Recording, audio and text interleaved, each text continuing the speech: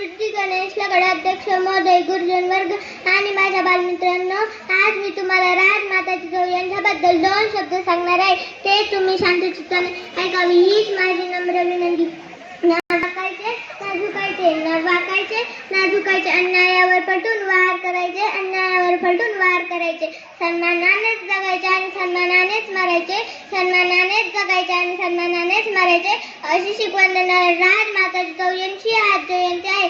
12 जानेवारी 1598 रोजी बुलढाणा जिल्ह्यातील सिंदखेड राजा येथे जिजाबाईंचा जन्म झाला. त्यांच्या वडिलांचे नाव लखुजीराव जाधव व आईचे नाव मळसाबाई असे होते. मुजरा माझा माता जिजाऊंना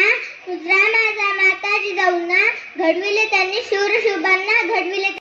शूरशिवबांना साक्षात होत्या त्या आई भावानी जन्म घेतला. त्यांच्या पोटी शिवबांनी जन्म घेतला. त्यांच्या पोटी शिवबांनी स्वराज्याचा ज्यांनी घडविला विधाता, स्वराज्याचा जिजाऊ राजमाता. धन्यवाद.